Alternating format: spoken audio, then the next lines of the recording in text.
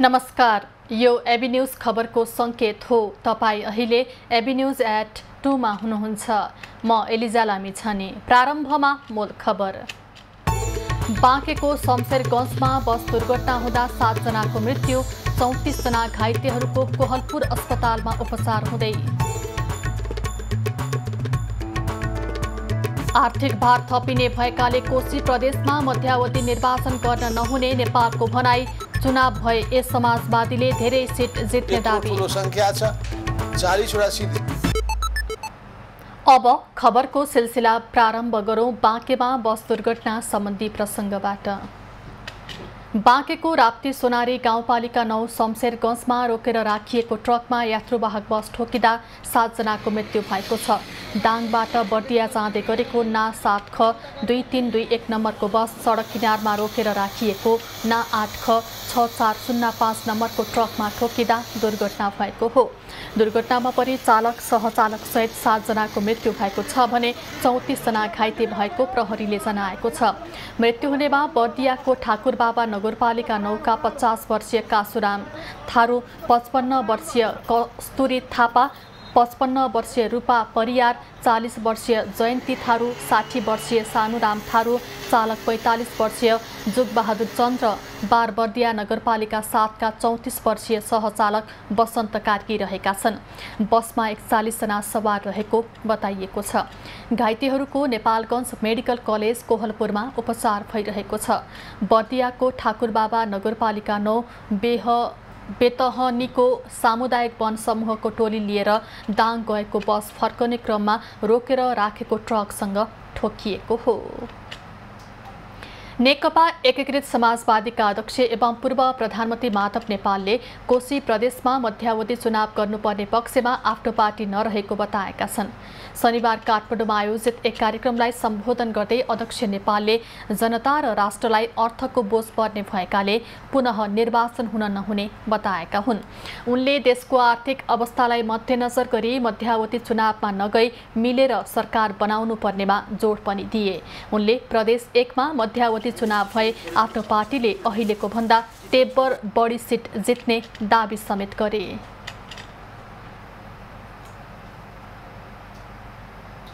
चुनाव भयो भने पनि हाम्रो पार्टीलाई फाइदै हुन्छ। अहिले हामीसँग त्यहाँ 4 सिट छ। त्यो सिट संख्या बढेर हामीले दोब्बर तेब्बर ल्याउन सक्छौँ भन्ने विश्वास पनि छ। अरू पार्टीहरूको सातो गएको छ। यत्रो ठुलो संख्या छ। 40 वटा सिट जितिएको छ। अर्कोचोटि त 20 भन्दा पनि बढ्दैन भनेर डराइरहेका छन्। अध्यक्ष नेपालले मध्यावधि निर्वाचनमा नगई कोशी प्रदेश सरकार टिकाइराख्न सबैले मिलेर उपाय निकाल्नु पर्नेमा जोड पनि दिए। कोशी प्रदेशका नवनियुक्त मुख्यमन्त्री हिक्मत कुमार कार्कीले शपथ लिएका छन्। शुक्रबार एक समारोहका बीच प्रदेश प्रमुख परशुराम खापुङले कार्कीलाई पद तथा गोपनीयताको शपथ ग्रहण गराएका हुन्। मुख्यमन्त्री कार्कीले 5 सदस्यीय मन्त्री परिषद गठन गरेका छन्।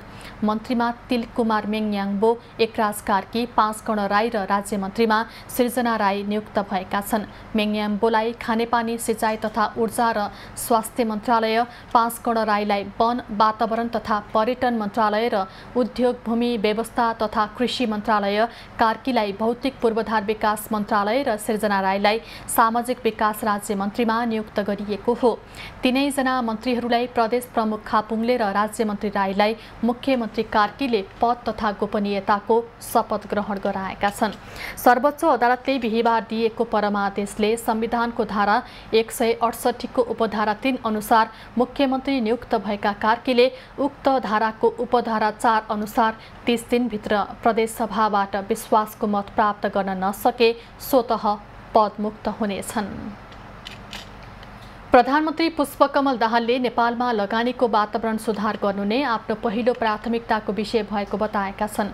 शुक्रबार लगानी बोर्डको वार्षिक उत्सव समारोहलाई सिंहदरबारमा सम्बोधन गर्दै प्रधानमन्त्री दाहालले देशको समावेशी र दिगो आर्थिक विकासको लागि एफडीआई लगायत निजी लगानी बढाउन निरन्तर काम गरिरहेको बताएका हुन्। उनले 16औं आवधिक योजनाको मस्यौदा तयार गर्दा राष्ट्रिय विकासको लागि निजी क्षेत्र, स्वदेशी र विदेशी स्रोत परिचालन महत्त्वपूर्ण छ भन्ने कुरामा सरकार दृढ रहेको बताए। प्रधानमन्त्री दाहालले व्यवसाय र लगानीको वातावरण सुदृढ गर्न नीतिगत, कानुनी, नियामक, प्रक्रियागत र संस्थागत व्यवस्थामा निरन्तर सुधार गर्ने प्रतिबद्धता समेत व्यक्त गरे। While we are drafting the 16th periodic plan, the government of Nepal firmly believes that resource mobilization from both domestic and foreign private partners is crucial for national development. In line with the spirit of the Constitution, coordination and cooperation among all tiers of the government is indispensable for creating investment-friendly environment. प्रधानमन्त्री दाहालले संविधानको मर्म अनुसार लगानी मैत्री वातावरण बनाउन सबै तहका सरकारबीच समन्वय र सहकार्य अपरिहार्य रहेको बताए। उनले नेपालमा लगानी बढाउन लगानीकर्ताहरूलाई आग्रह समेत गरे। कार्यक्रममा अर्थमन्त्री डाक्टर प्रकाश शरण महतले नेपालमा छिट्टै लगानी शिखर सम्मेलन गर्ने जानकारी दिए। नेपालको पर्यटन, कृषि, जलविद्युत र सूचना प्रविधिको क्षेत्रमा बाह्य लगानी भित्रने अर्थमन्त्री महतको भनाइ छ। समस्याहरू छन्, तर ती समस्याहरूलाई हटाउँदै आर्थिक वृद्धि बढाउने राम्रो अवसरहरू अब सुरु हुन्छ र त्यसका सङ्केतहरू देखिएका छन्। हाम्रो विदेशी मुद्राको सञ्चिति राम्रो छ, पर्यटक आगमन वृद्धि भइराखेको छ, त्यसले पनि आर्थिक गतिविधि बढाउँछ। हाइड्रो पावरमा एउटा प्रगति लय पक्रिराखेको छ र इन्डियासँगको जुन सम्झौता भएको छ 10,000 मेगावाटसम्म विद्युत खरिद गर्ने 10 वर्षमा, त्यसले लगानीकर्ताहरूलाई एउटा सुनिश्चित मार्केट प्रदान गरेको छ। अर्थमन्त्री महतले नेपालमा बाह्य लगानी भित्राउने काममा लगानी बोर्डले अझ प्रभावकारी ढङ्गले पहल गर्ने विश्वास व्यक्त गरे। उनले भारतमा जस्तै चीनमा पनि विद्युत बिक्रीको लागि सरकारले छुट्टै सम्झौता गर्ने जानकारी पनि दिए। प्रतिनिधि सभा अन्तर्गतको शिक्षा, स्वास्थ्य तथा सूचना प्रविधि समितिले चिकित्सा शिक्षाका क्षेत्रमा देखिएका समस्याहरूको अध्ययन गरी प्रतिवेदन पेश गर्न कार्यदल बनाउने भएको छ। शुक्रबार बसेको समितिको बैठकमा चिकित्सा शिक्षा क्षेत्रमा देखिएका समस्याहरूको अध्ययन गर्दै समाधानको उपाय खोज्न कार्यदल बनाउने सैद्धान्तिक सहमति भएको हो। कार्यदल भने समितिको आगामी बैठकमा बनाइने भएको छ।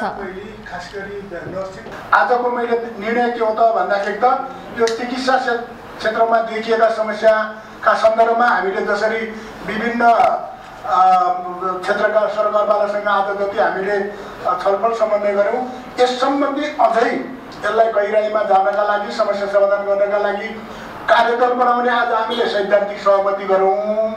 कार्यदलको सदस्यहरूको बारेमा हामी अर्को बैठकमा सहमति गर्ने गरी अर्को बैठक 25 गते 11 बस्ने गरी यो बैठक आज चाहिँ सम्पन्न भएको छ।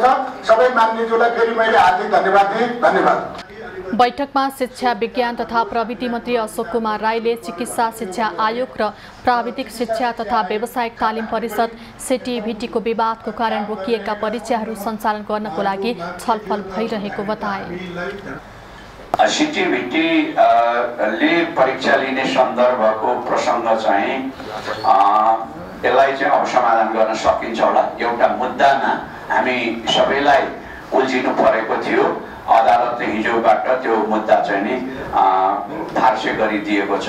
परीक्षामा सामेल गराउने भनेर सिटिभिटीले हामीलाई प्रवेश पत्र समेत जारी गर्ने, तर चाहिँ के अरे परीक्षा लिन नपाउने भनेर रोकिने अवस्था भन्ने थियो उहाँहरूको गुनासो। यो तत्कालको लागि यो परीक्षा लिने समस्यालाई हल गर्न सकिन्छ, हामी सक्छौँ। बैठकमा स्वास्थ्य मन्त्रालयका सचिव डाक्टर रोशन पोखरेलले स्वास्थ्य कर्मीहरूको अपर्याप्तताको कारण सेवा प्रवाहमा समस्या हुने गरेको भन्दै सहज बनाउन दरबन्दी थप गर्न आवश्यक रहेको बताए। उनले अस्पतालहरूमा भिड बढ्दै जाने तर दरबन्दी बढाउन नसक्ने हो भने आगामी दिनहरू डरलाग्दो हुने चेतावनी समेत दिए। टोटल स्वास्थ्य कर्मीमा 2600 मेरा केन्द्रीय दरबन्दी हो र यो 31,058 सालको दरबन्दी हो। अनि हामी एक्सपेक्टेसन 80 सालमा 22 वर्षपछि पनि आएर त्यही 31,000 कर्मचारीले गुणस्तर सेवा दियोस् भनेर भनिरहेको छौँ। त्यसमा हामी कहाँ चुक्न थालिसक्यौँ हजुर। एक दुईवटा घटनाहरू भइसके, ती घटनाहरू लज्जास्पद छन्, हामी चिन्तित छौँ। तर अबका दिनमा ती घटनाहरू अझै दोहोरिन्छन् कि भन्ने डर हो। आम मानिसको स्वास्थ्य, नेपालको स्वास्थ्यप्रति विश्वास भएर अस्पतालहरूमा भिड बढ्दै जाने तर हामी दरबन्दी बढाउन नसक्ने हो भने अबका दिनहरू अझै डरलाग्दा होलान् कि भन्ने हामीले बुझेका छौँ। समितिको आगामी बैठक भदौ 25 गते बिहान 11 बजे बस्ने गरी बोलाइएको छ। कान्ति बाल अस्पतालले इमर्जेन्सी कक्षमा सुधारको प्रयास थालेको छ। इमर्जेन्सीमा 2 घण्टासम्म उपचार नपाएर 5 वर्षीय बालिकाको मृत्यु भए पश्चात अस्पतालले गम्भीरताको आधारमा बिरामी वर्गीकरण गरेर उपचार थालेको छ। इमर्जेन्सीमा आएका बिरामीलाई गम्भीरताको आधारमा वर्गीकरण गरेर प्राथमिकताको साथ उपचार गराउन सुरु गरेको अस्पतालले जनाएको छ। अर्जेन्ट, एकदम क्रिटिकल र कुर्न मिल्ने त्यसरी वर्गीकरण गरिसकेपछि एकदम क्रिटिकल भएकोलाई चाहिँ उहाँले टिकट दिएर डाक्टरको टेबलसम्म पुर्याइदिनुहुन्छ चेकको लागि। इमर्जेन्सीभित्र चेक गर्नको लागि 2 जना डाक्टर स्ट्यान्ड बाई हुनुहुन्छ। यदि उहाँलाई अलिकति कुर्न मिल्ने समय छ भने येलो जोनमा राख्नुहुन्छ बिरामीको चिकित्साको आधारमा। र त्यसलाई सेकेन्ड प्रायोरिटीमा हामीले हेरिरहेछौँ। अस्पतालमा दैनिक जसो 600 को हाराहारीमा नयाँ बिरामी आउने गरेका छन्। त्यसमध्ये इमर्जेन्सीमा दैनिक 300 सम्म बिरामी आउने गरेको अस्पतालले जनाएको छ। कान्ति अस्पतालमा 12 PICU र 15 NICU बेड रहेका छन्। सामान्य बेड 150 को हाराहारीमा भए पनि एउटै बेडमा 2 जनासम्म बिरामी राखेर उपचार गर्ने गरिएको छ। संरचना चाहिँ 52 सालमा बनेको संरचना हो, त्यही अनुसारको दरबन्दी छ। तर हामीले चाहिँ अब कान्ति बाल अस्पतालमा जति बिरामी आउनुहुन्छ सबैलाई हामीले सेवा सुविधा दिने गरेका छौँ। हाम्रो क्षमताले भ्याएसम्म सबै सुविधा दिने गरेको छ, सेवा दिने गरेको छ। सबै आएको जति बिरामीको उपचार गर्ने गरेको छौँ। समयमै उपचार नपाएर बालिकाको मृत्यु भएको घटनाको कार्यदल बनाएर अस्पतालले छानबिन गरिरहेको छ। आगामी भदौ 27 गतेदेखि 14 वर्ष उमेर पूरा भएका र 15 वर्ष ननागेका किशोरीलाई लक्षित गर्दै पाठेघरको मुखको क्यान्सर विरुद्धको खोप लगाइने भएको छ। स्वास्थ्य सेवा विभागले पाठेघरको मुखको क्यान्सर रोगको रोकथामको लागि 20,000 मात्रा HPV खोप लगाउन लागेको जानकारी दिएको हो। विभाग अन्तर्गत बाल स्वास्थ्य तथा खोप शाखाका प्रमुख डाक्टर अभियान गौतमले हाल उपलब्ध भएको HPV खोप 6 महिनाको अन्तरालमा 2 मात्रा लगाउनु पर्ने जानकारी दिए। उनले HPV खोप 2 मात्रा पूरा गरेमा लक्षित गरेको प्रजातिबाट हुने संक्रमणबाट 95% सम्म सुरक्षा प्रदान गर्ने पनि बताए। खोपको प्रभावकारिता 95% देखि 99% सम्म छ भनेको 95% भनेको राम्रो प्रभावकारिता हो। यो खोप लगाइसकेपछि हामी ढुक्क हुन्छौँ। तर सँगसँगै योसँग गर्नुपर्ने अन्य कुराहरू चाहिँ स्क्रिनिङका पार्टहरू छन्। त्यो भनेको चाहिँ 30 वर्ष काटेका महिलाहरूले 30 वर्षदेखि 50 वर्षका महिलाहरूले प्रत्येक 5-5 वर्षमा पाठेघरको मुखको क्यान्सर भएको अथवा इन्फेक्सन भएको परीक्षण गर्नुपर्ने हुन्छ। खोप यौन सम्पर्क हुने उमेरभन्दा पहिला नै दिएमा बढी प्रभावकारी हुने विभिन्न अध्ययनले देखाएको छ। पहिलो मात्रा खोप लगाउँदा उमेर खुल्ने आधिकारिक प्रमाण, दोस्रो मात्राको हकमा पहिलो मात्रा लगाएको खोप कार्ड आवश्यक पर्ने गौतमले जानकारी दिए। उनले साधारणतया HPV खोप लगाइसकेपछि खोप लगाएको ठाउँमा दुख्ने वा सुन्ने, टाउको दुख्ने, वाकवाकी लाग्ने, थकान महसुस हुने, रिङ्गाटा लाग्ने, ज्वरो आउने, एलर्जी हुने भए पनि यी असरहरू सामान्य हुने जानकारी दिए। खोप लगाउँदाखेरि पनि जुनसुकै सुई लगाउँदाखेरि पनि त्यहाँ हुने दुखाइ, त्यहाँ अलिकति रगत बग्न सक्ने कुराहरू, त्यहाँ खोप लगाउँदाखेरि त्यो वरिपरि सुन्निने, रातो हुने, डाबरा हुने, अलिअलि त्यो खालको असरहरू हुन सक्छ। त्यसको लागि अनि त्यो खोप लगाइसकेपछि पनि घर गइसकेपछि पनि सामान्य ज्वरो आउन सक्ने लो ग्रेड फिभरहरू हुन सक्ने हुन्छ नि। एसपीबी खोप सेवा कोशी अस्पताल विराटनगर, नारायणी अस्पताल वीरगंज, परोपकार प्रसूति तथा स्त्रीरोग अस्पताल गण्डकी, स्वास्थ्य विज्ञान प्रतिष्ठान पोखरा, भेरी अस्पताल नेपालगंज, प्रदेश अस्पताल वीरेन्द्रनगर र डडेलधुरा अस्पताल डडेलधुरामा उपलब्ध हुनेछ। खोपको शुभारम्भ परोपकार प्रसूति तथा स्त्रीरोग अस्पताल थापाथलीबाट स्वास्थ्य तथा जनसङ्ख्या मन्त्री मोहन बहादुर बस्नेतले गर्नेछन्। खबरको सिलसिला अझै जारी छ, हामीसँगै रहनुहोला। अब बाँकी खबर। प्रधानमन्त्री पुष्पकमल दाहालले समाजवादी चिन्तक एवं नेपाली कांग्रेसका नेता स्वर्गीय प्रदीप गिरीको अभाव नेपाली राजनीतिमा खड्किरहेको बताएका छन्। सिराहाको लहान 14 स्थित गिरी आश्रममा नेता गिरीको प्रथम वार्षिकी समारोहलाई सम्बोधन गर्दै प्रधानमन्त्री दाहालले नेता गिरीको अभाव राजनीतिमा खड्किरहेको बताएका हुन्। उनले विचार र चिन्तनको मौलिकता तथा सबैसँग सरल र सहज सहकार्य गर्न सक्ने विलक्षण क्षमता भएकाले स्वर्गीय नेता गिरीबाट सिक्न धेरै कुरा बाँकी रहेको महसुस गरेको बताए। उहाँको विचारको मौलिकता, चिन्तनको मौलिकता र सबैप्रतिको उहाँको सहज र सरल सहकार्य यी आफैमा अलि विलक्षण छन् जस्तो लाग्छ र हामीले उहाँबाट सिक्नुपर्ने धेरै कुरा अझै बाँकी छन्। कार्यक्रममा अर्थमन्त्री डाक्टर प्रकाश शरण महत, परराष्ट्र मन्त्री नारायण प्रसाद साउदले प्रदीप गिरीको जन्मस्थान सिराहाको बस्तीपुरलाई सबै मिलेर विचार मन्थन र आध्यात्मिक चिन्तनको थलोका रूपमा विकास गर्नुपर्ने बताएका थिए। स्वर्गीय गिरीलाई बीपीको समाजवादी चिन्तनका सच्चा व्याख्याताका रूपमा हेर्ने गरिन्छ। सप्तरीको हिरासतमा रहेकी महिलामाथि गरिएको भनिएको बलात्कार घटनाको छानबिनलाई गम्भीरतापूर्वक अघि बढाउन मानव अधिकारवादी सङ्घ संस्थाहरूले दबाब दिएका छन्। शुक्रबार काठमाडौँमा आयोजित एक कार्यक्रममा महिला मानव अधिकार रक्षक सञ्जाल ओरेक नेपालकी संस्थापक डाक्टर रेणु अधिकारी, अनौपचारिक क्षेत्र सेवा केन्द्र इन्सेकका अध्यक्ष डाक्टर कुन्दन अर्याल लगायतले छानबिनलाई गम्भीरतापूर्वक अघि बढाउन सरकार र नेपाल प्रहरीलाई दबाब दिएका हुन्। यो महिलालाई न्याय दिँदा अरू पनि धेरैवटा कुराहरू निस्किन्छ होला। हामीले अलिकति पहल गर्नुपर्छ, हामी एकीकृत हुनुपर्छ, हामी अगाडि जानुपर्छ। त्यसको लागि चाहिँ अब इन्सेक ओरेक दुईटैको तर्फबाट हामी यहाँहरूको सहयोगको पनि अपेक्षा गरेका छौँ। नेपाल प्रहरी जस्तो संस्थालाई कुरा उठिसकेपछि उहाँहरूले यसलाई असाध्यै गम्भीर रूपमा आफ्नो छानबिन पनि गर्नुपर्छ, सरकारले पनि आफ्नो तहबाट गर्नुपर्छ र त्यसको लागि वातावरण बनाउन हामी मानव अधिकार संस्थाहरू र मिडियाले चाहिँ अगाडि बढ्नुपर्छ। 2079 साल चैत 6 गते सप्तरीको कञ्चनपुर इलाका प्रहरी कार्यालयमा हिरासतमा रहेकी 35 वर्षीय एक महिलामाथि सोही कार्यालयका प्रमुख डीएसपी दीपक कुमार रायले बलात्कार गरेको आरोप लागेको थियो। ललितपुरको मङ्गल बजारमा भीमसेन जात्रा मनाइएको छ। भीमसेनलाई विशेष गरी व्यापार व्यवसायमा लागेका मानिसले आराध्य देवका रूपमा पुज्ने गर्दछन्। भीमसेन मन्दिरमा पूजा आराधनाको लागि स्थानीयवासीको ठूलो भिड लागेको थियो।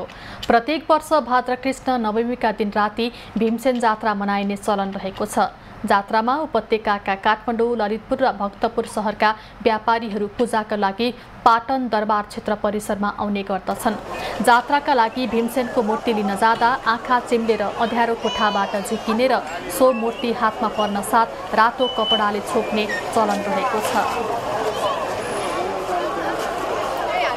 भीमसेनलाई प्रत्येक टोलवासीले विशेष महत्त्व राखेर बास्नादार धूप बालेर स्वागत गर्ने गर्दछन्।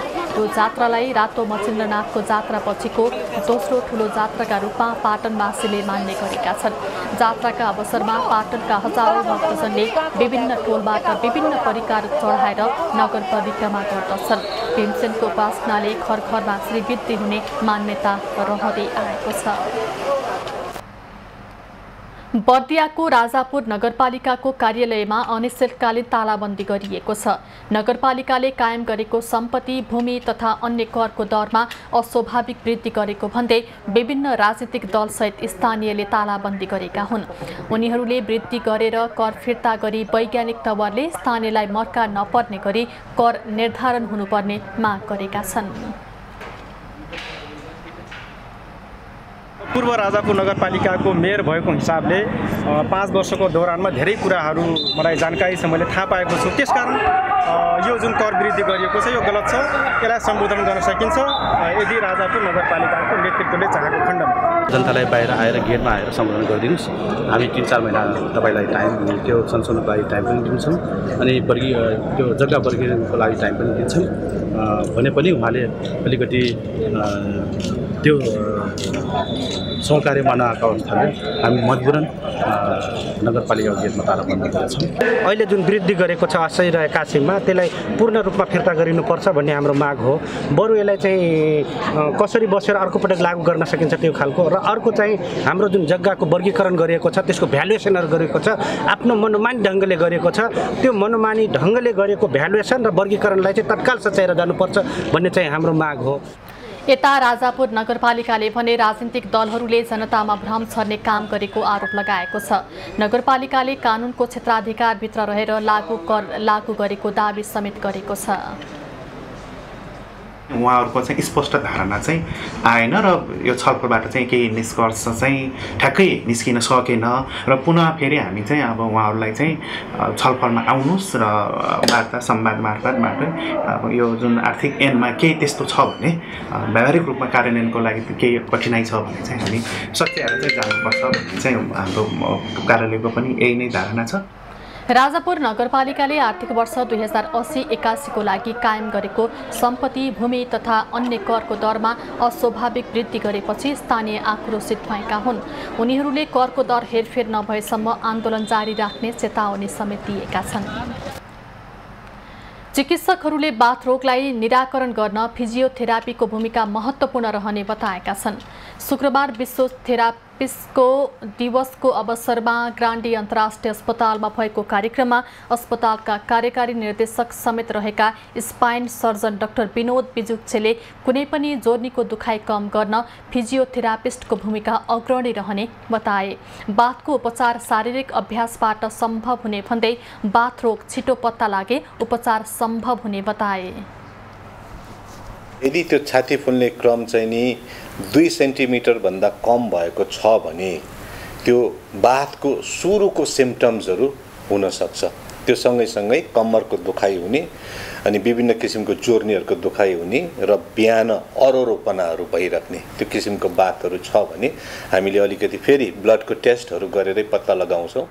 फिजियोथेरापिस्ट डाक्टर प्रतीक पोखरेलले बाथ भइसकेको जोर्नीमा योग्य अभ्यास गर्दा जोर्नी ड्यामेज गर्छ भन्ने गलत धारणा हटाउनु पर्ने बताए। उनले फिजियोथेरापिस्टको निगरानीमा योग अभ्यास गर्नुपर्ने एक्सरसाइज गर्दाखेरि झन् दुख्ने भन्दा पनि एक्सरसाइज नगरेपछि झन् जति जोइन्टहरू चाहिँ नचलाइकन राखिन्छ, जति स्टिफ हुन्छ त्यसले झन् दुखाइ बढ्ने जाने हुन्छ। त्यही भएर ग्रेजुअली एक्सरसाइज गर्दाखेरि त्यसले झन् बेनिफिसियल गर्ने देखिन्छ। अस्तव्यस्त जीवनशैलीको कारण ढाड तथा गर्दनको दुखाइ पीडा बन्दै गएको छ। त्यसका लागि फिजियोथेरापिस्टको भूमिका अग्रणी रहने गर्दछ। सङ्घीयताको स्थापनासँगै क्षेत्रीय र प्रदेश स्तरका कार्यालय नेपालगञ्जबाट अन्यत्र सर्दा नेपालगञ्जको अस्तित्व कमजोर हुँदै गएको छ। लुम्बिनी प्रदेश सरकारले एकमात्र प्रदेश स्तरको कार्यालय बाँकेमा स्थापना गरे पनि कर्मचारीको परिपूर्ति हुन नसक्दा प्रभावकारी काम हुन सकेको छैन। लुम्बिनी प्रदेशका 12 जिल्ला हेर्ने गरी बाँकेका नेपालगञ्जमा स्थापना भएको प्रदेश सुशासन केन्द्रले पूर्णता पाउन सकेको छैन। मुख्यमन्त्री तथा मन्त्री परिषदको कार्यालय कर्मचारी प्रशासन र प्रदेश सुशासन केन्द्रको दोहोरो जिम्मेवारीमा रहेका कार्यकारी निर्देशक यमकान्त पाण्डे अधिकांश समयमा कर्मचारी प्रशासनमै बस्ने गरेका छन्। हाल 11 जना कर्मचारी दरबन्दी भए पनि दरबन्दी अनुसार कर्मचारीको परिपूर्ति पनि भएको छैन।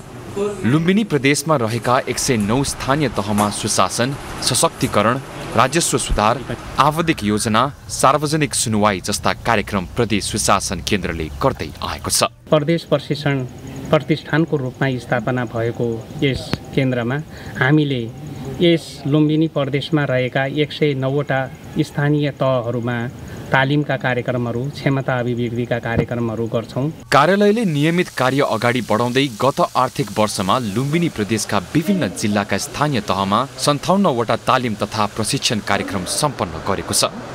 लैङ्गिक उत्तरदायी बजेट र सो मूल्याङ्कनका आधारमा पालिकाहरूको छनौट गरी पछाडि परेका ती पालिकाहरूमा सुशासन केन्द्रले आवश्यकताको आधारमा तालिम तथा प्रशिक्षण दिने गरेको जनाएको छ।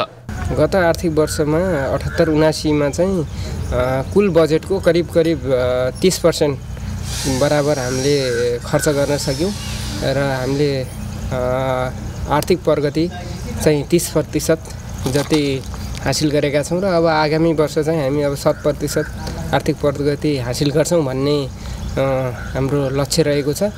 साविक ग्रामीण विकास प्रशिक्षण केन्द्रले लुम्बिनी प्रदेश प्रशिक्षण प्रतिष्ठान हुँदै हाल प्रदेश सुशासन केन्द्रमा रूपान्तरण गरिएको छ। सरकारी कार्यालयहरूको तालिम तथा प्रशिक्षण हुने भएकाले सभा हल लाइब्रेरीको स्थापना गरिएको छ। यहाँ ट्रेनिङहरू हुन्छ, विभिन्न खालको सरकारी ट्रेनिङहरू, जस्तै सेवाकालीन तालिम, अनि तिनीहरूको लागि चाहिँ हामीले यही बस्ने गर्नुहुन्छ। ग्रामीण विकास प्रशिक्षण केन्द्रका नाममा रहेको ठूलो क्षेत्रफल 17 बिघा जमिन हाल लुम्बिनी प्रदेश सुशासन केन्द्रले प्रयोग गर्दै आएको छ। सभाहाल तथा अन्य प्रयोजनका लागि गत वर्ष 2वटा भवनको बजेट छुट्याएको भए पनि टेन्डर प्रक्रियामा सम्झौता हुन नसक्दा यस वर्ष पनि उक्त बजेट विनियोजन गरिएको सुशासन केन्द्रले जनाएको छ। संघीयता अघि नेपालगञ्जमा क्षेत्रीय स्तरका धेरै कार्यालय रहेको भए पनि हाल लुम्बिनी प्रदेशले स्थापना गरेको एक मात्र कार्यालयलाई पूर्णता दिएर सञ्चालन गर्न बाँकेका स्थानीयले आग्रह गरेका छन्। कैलालीको लम्कीचुवा नगरपालिकाका कर्मचारीहरूले निजामती सेवा दिवस बहिष्कार गरेका छन्। प्रस्तावित निजामती सेवा विधेयकमा स्थानीय तहका कर्मचारीलाई निजामती सेवाको परिभाषामा नसमेटिएको र सेवा सुविधा तथा वृद्धि विकासको सुनिश्चितता नगरेको भन्दै कर्मचारीहरूले हातमा कालो पट्टी बाँधेर दिवस बहिष्कार गरेका हुन्। व्यावसायिक र सृजनशील प्रशासन, विकास, समृद्धि र सुशासन भन्ने नारा रहेको 20औं निजामती सेवा दिवस 2080लाई कैलालीको लम्कीचुहा नगरपालिकाका कर्मचारीहरूले बहिष्कार गर्दै कालो दिवसका रूपमा मनाउँदैछन्। संघका कर्मचारीहरूलाई जस्तै समान व्यवहार नगरिएको भन्दै स्थानीय तहका कर्मचारीहरूले भने निजामती सेवा दिवस बहिष्कार गरेका छन्। विभेदयुक्त व्यवस्था सहितको विधेयक संशोधनको माग गर्दै स्थानीय तहका कर्मचारीहरूले निजामती सेवा दिवस नमनाएर बहिष्कार गर्ने घोषणा गरेका हुन्। उनीहरू विरोध स्वरूप कालो पट्टी बाँधेर काममा खटिएका छन्। संघीय मामिला तथा सामान्य प्रशासन मन्त्रालयले सबै स्थानीय तहहरूलाई निजामती सेवा दिवस मनाउन सर्कुलर गरेको थियो, तर प्रस्तावित निजामती सेवा विधेयकमा स्थानीय तहका कर्मचारीहरूलाई निजामती सेवाको परिभाषामा नसमेटिएको र सेवा सुविधा तथा वृद्धि विकासको सुनिश्चितता नभएको भन्दै स्थानीय तहका कर्मचारीहरूले दिवस बहिष्कार गरेका हुन्। हाम्रो विरोधको प्रारम्भिक चरण हो। यदि हाम्रो मागलाई सम्बोधन गरिएन र जुन धेरै मात्रामा रहेको र स्थानीय जनतासँग प्रत्यक्ष सरोकार राख्ने र स्थानीय स्तरमै रहेर कार्य सम्पादन गर्नुपर्ने एकदम चुनौतीपूर्ण स्थानमा रहेर जो काम गरिरहेका छन् तिनै कर्मचारीलाई विवेकपूर्ण स्थितिमा राखेर र जुन उनको वृत्ति विकासको अवसर छ त्यसलाई वञ्चित गर्न खोजेको छ भने हाम्रो आन्दोलनको चरणहरू अरू पनि अगाडि पनि बढ्छन्। हाम्रो आन्दोलन जारी रहन्छ। नेपालमा निजामती सेवा गठन भएको 60 वर्ष पूरा भए पनि विक्रमसम्म 2062 भदौ 22 गतेबाट मात्र औपचारिक रूपमा यो दिवस मनाउन थालिएको हो। अबको पालो एभिन्यूज एट बिजनेस। पोखरा विमानस्थलबाट पुनः अन्तर्राष्ट्रिय उडान भएको छ। शनिबार बिहान पहिलो पटक भुटानको ड्रुक एयरले पोखरामा व्यावसायिक उडान भरेको हो। भुटानको पारो विमानस्थलबाट चालक दलका 3 सदस्य सहित शनिबार बिहान पौने 7 बजे पोखरा ओर्लिएको ड्रुक 42 युरोपेली पर्यटक बोकेर बिहान 8:15 बजे थिम्पू फर्किएको हो।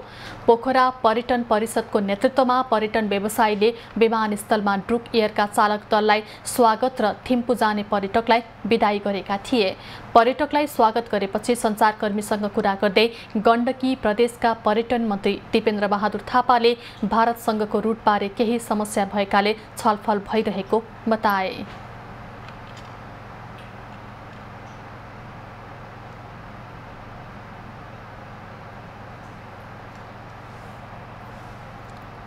अब चाइनाले सहयोग गर्दाखेरि कतै चाहिने यो दक्षिणतिरको चाहिने अलिकति केही अब चाहिने नमिलेको हो कि यी कुराहरू मिलाएर जानुपर्ने हो कि नेपाल सरकारले यी कुराहरूलाई दुई देशको बिचको सम्बन्धलाई चाहिँ अझ समधुर बनाउने हो कि यी विषयमा पनि हामीले चाहिँ प्रदेश सरकारले चाहिँ बारम्बार भनेको छ।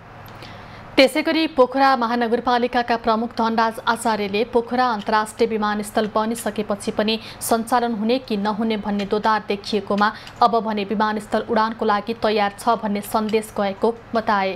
उनले चीन उडानको लागि तयार भए पनि भारतसँग छलफल गरी रुट समस्या समाधान गरे पोखरा विमानस्थलबाट नियमित उडान हुन कठिनाई नहुने बताए।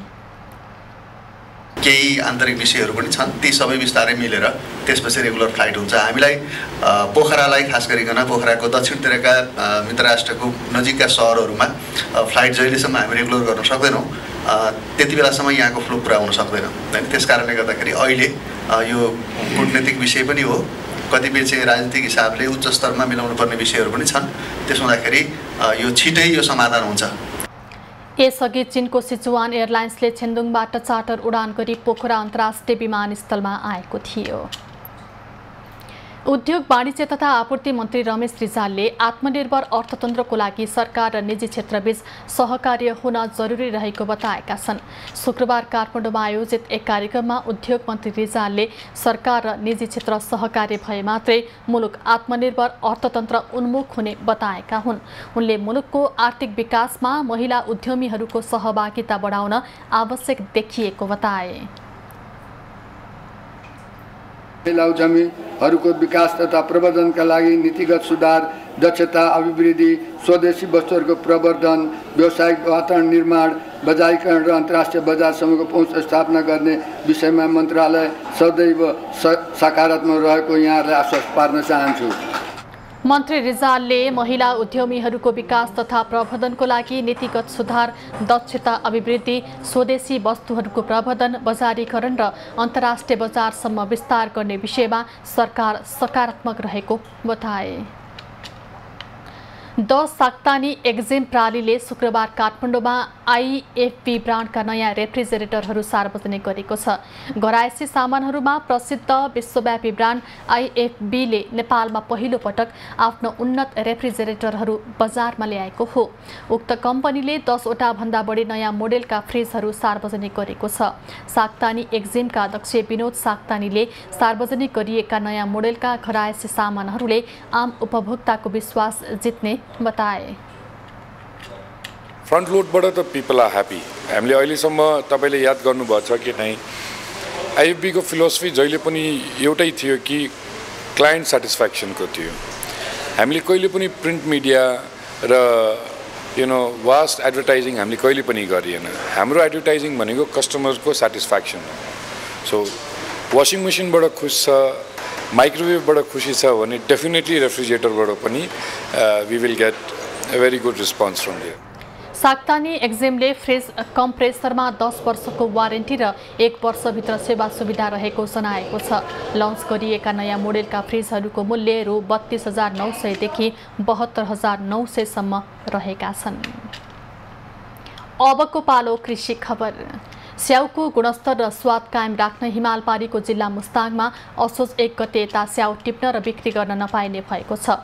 चाँडै स्याउ टिपेर बजारमा पठाउँदा मुस्ताङको स्याउको गुणस्तर र स्वाद नहुने भएकाले भदौसम्म स्याउ नटिपी असोज लागेपछि मात्रै स्याउ टिपेर बजारमा पठाइने मुस्ताङका अन्तरपालिका बैठकमा निर्णय गरिएको छ। स्याउको गुणस्तरलाई कायम राख्दै आफ्नो गुणस्तरीय पहिचान यथावत राख्ने उद्देश्यले असोज 1 गतेपछि मात्र स्याउ टिप्न मुस्ताङका 5 स्थानीय तहका अध्यक्षहरूले प्रतिबद्धता समेत जनाएका छन्। घरपोङझोङ गाउँपालिकाले निर्णय कार्यान्वयन गर्न अटेर गरी बजारमा बिक्रीको लागि राखिएको स्याउ समेत जफत गरेको छ। गाउँपालिकाले बजार अनुगमन गर्दा जोमसोम स्थित कोसेली हाउसमा बिक्रीको लागि राखेको स्याउ जफत गरेको हो। मुस्ताङमा पछिल्ला दिनमा स्याउ खेती फस्टाउँदै गएको र यहाँ इटालियन उच्च घनत्वको स्याउ खेती विस्तार हुँदै आइरहेको कृषि ज्ञान केन्द्र मुस्ताङले जानकारी दिएको छ। मुस्ताङमा red delicious, royal delicious, golden delicious र रिचा रेड डेलिसियस जातका स्याउको खेती हुँदै आएको छ। त्यस्तै नयाँ जातका अर्थात् उच्च घनत्वको स्याउ खेतीतर्फ गाला, फुजी, golden delicious, king road red delicious र जोना प्रिन्सका बिरुवा लगाइएको छ। मुस्ताङमा उच्च घनत्वका स्याउका 1,67,000 बिरुवा लगाइएको जनाइएको छ। मुस्ताङको 1,200 बढी हेक्टर जमिनमा स्याउ खेती गरिएको शीतोष्ण बागवानी विकास केन्द्र मार्फाले जनाएको छ। खबरको सिलसिला अझै जारी छ, हामीसँगै रहनुहोला।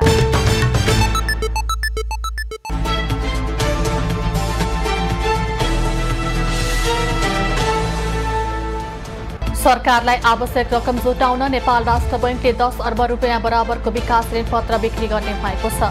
राष्ट्र बैंकले 6 वर्ष अवधिको विकास ऋण पत्र 2086 झ बिक्री गर्न लागेको हो। कबोल प्रक्रियाबाट बिक्री हुन विकास ऋण पत्र खरिदको लागि बैंक तथा वित्तीय संस्था, गैर बैंक वित्तीय संस्था, बीमा कम्पनी, संगठित संस्था तथा नेपाली नागरिकले राष्ट्र बैंकको राष्ट्र ऋण व्यवस्थापन विभागमा आवेदन दिन सक्ने सूचनामा उल्लेख छ। नेपाल प्रहरीले 1000 दरका 100 थान नक्कली नोटसहित एकजनालाई पक्राउ गरेको छ। प्रहरीले शुक्रबार काठमाडौँ महानगरपालिकाको स्वयम्भूबाट 1000 दरका 100 थान नक्कली नोटसहित गोर्खा नगरपालिका 4 धारापानी घर भई नागरजुङ नगरपालिका स्थित भीमढुङ्गा बस्ने 38 वर्षीय गौरव थापालाई पक्राउ गरेको हो।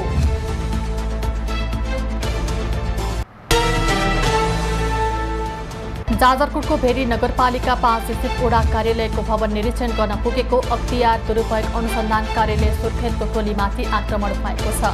स्थानीय चक्रबहादुर मल्ल सहितका 4 जनाको समूहले अख्तियार कर्मचारीमाथि आक्रमण गरेका हुन्। आक्रमणबाट चालक मानबहादुर ठाडा मगर घाइते भएका छन्। आक्रमणमा संलग्न 3 जनालाई प्रहरीले पक्राउ गरेको छ।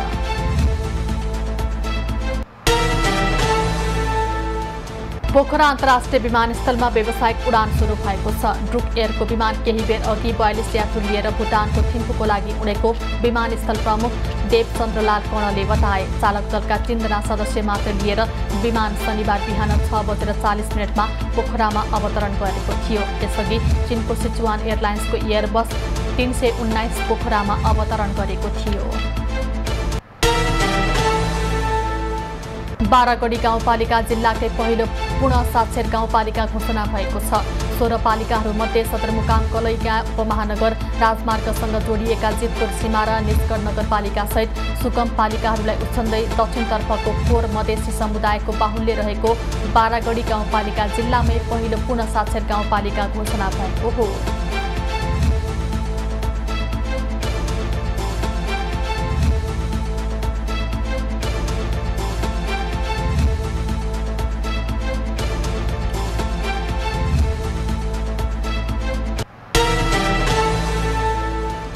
यूएई आईसीसी महिला T20 विश्वकप एसिया क्षेत्र छनौटको च्याम्पियन बन्न सफल भएको छ।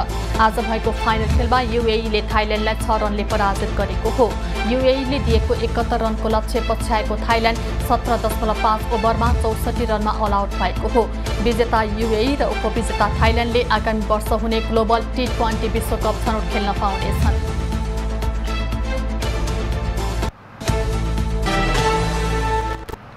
अबको पालो एभिन्यूज एट मौसम।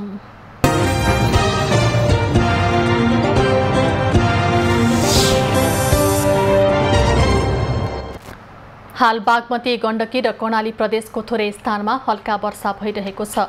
अपराह्न कोशी, बागमती, गण्डकी र लुम्बिनी प्रदेशका केही स्थानहरूमा तथा बाँकी प्रदेशका थोरै स्थानहरूमा मेघगर्जन चट्याङसहित हल्कादेखि मध्यम वर्षाको सम्भावना रहेको छ।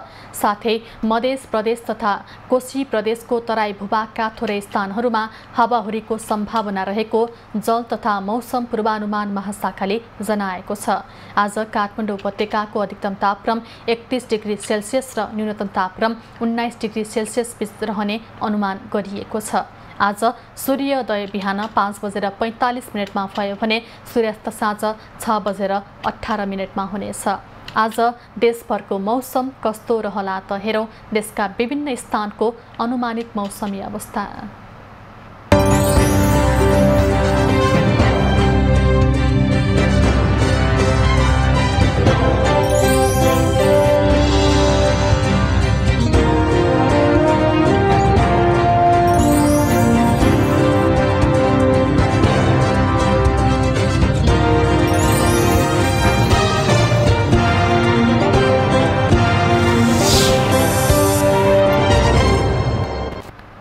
अहिलेलाई खबरको क्रम यति नै। एबी न्यूज खबरका यी सहित अन्य विस्तृत खबरको लागि www.abnews.tv लगइन गर्न सक्नुहुनेछ। युट्युब, फेसबुक र ट्विटरमा पनि हामीलाई फलो गर्न सकिनेछ। खबरभित्रको खबरको लागि हेर्दै रहनुहोला एबी न्यूज खबर। नमस्कार।